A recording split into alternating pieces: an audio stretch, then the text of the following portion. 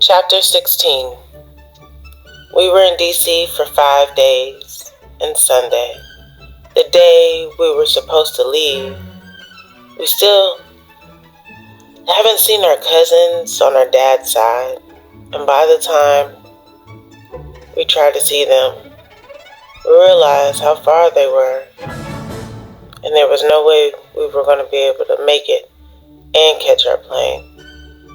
So we just talked to them on the phone and left late Sunday night.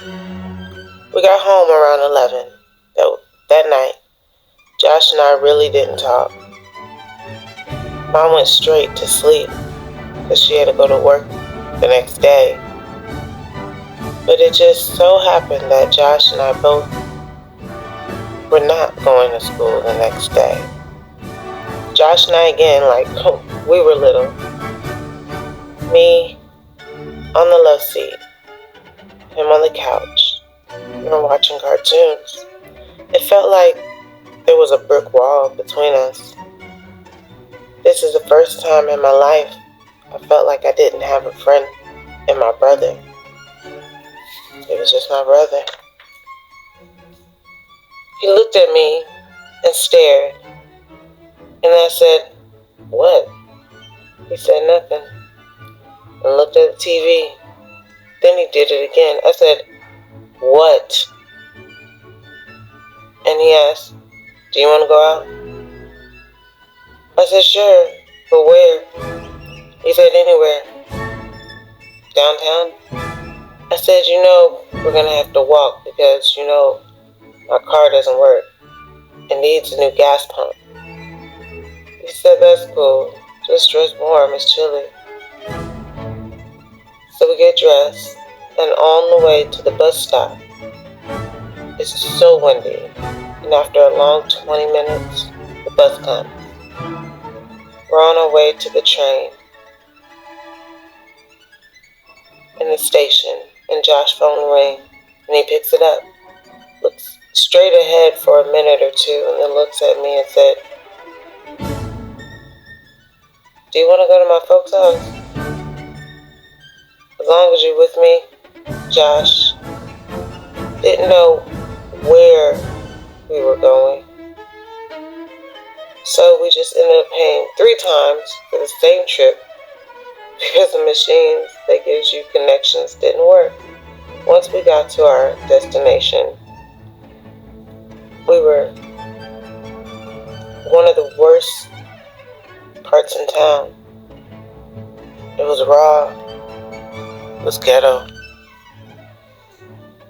The house that his homeboy was staying in was actually a crack house. His mom was a drunk prostitute. 3 dudes in and out of her room in less than 4 hours. By the time we got there, the last train left to go home. So we were stuck, and it was so cold, even in the house. I was ready to go, but Josh was taking care of business with his homeboy in the other room while I was in the living room watching their free cable. Josh's friend's cousin came in the living room to keep me company, but he wanted to talk to me really. He kept inching to me closer and closer until he was sitting next to me. He was cute, but too young. Then Josh came back and said, "We don't have a ride home." I looked at him and said, "Mom is going to pick us up, so you need to figure out how we're going to get home."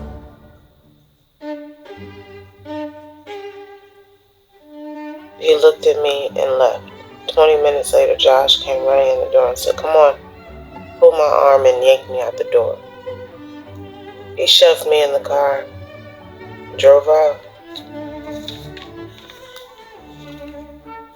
When we got home, it was a little after 12, and I asked him where he got the car from, or was it his friend's? He said, "We pulled this dude out of the car and left him on the curb."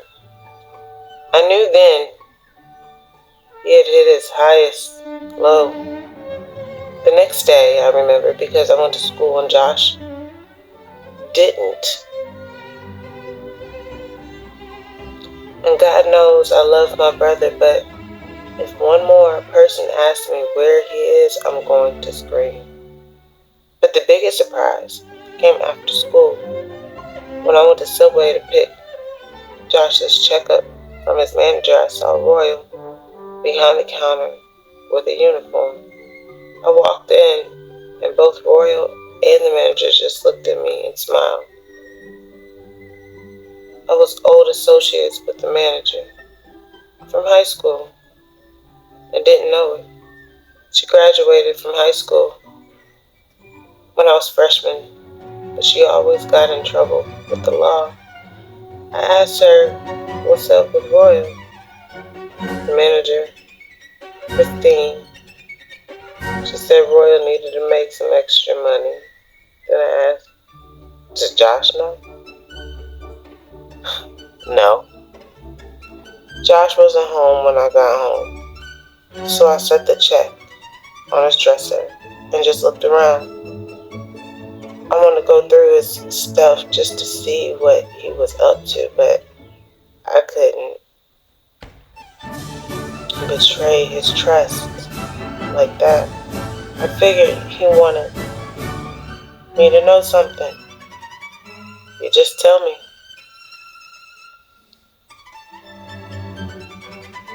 Ma and I were asleep when Josh came in the house, but I could hear him talking to someone, but not enough to get out of bed. Josh took a shower. About 20 minutes later, bright light was in my window. I was out there waiting on Josh 11 at night. I got out of bed watching Josh walk to a black car. There was a woman driving a black, dressed in black, black scarf, black glasses, just black clothes, everything black. Josh wasn't telling me everything. That was Miss Gotti. He didn't come till 4 o'clock in the morning. Wednesday afternoon, Josh came home furious.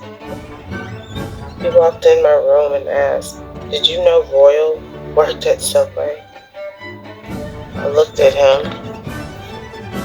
thought about lying, but I said yes. He said, "Why didn't you tell me? Why didn't you tell me about Miss Gotti picking you up last night?" He looked at me shocked, like I was supposed to be asleep. "How often, Josh?" Josh still just looked at me. "Josh, you're gonna have to start talking to me again. What if something happens to you?" I wouldn't know where to begin. He said, "The way you acted, I didn't think I could tell you anything anymore." Well, at least of that story. But she comes every Monday and Friday afternoon and night. We go to different hotels. He blew a kiss at me and walked off.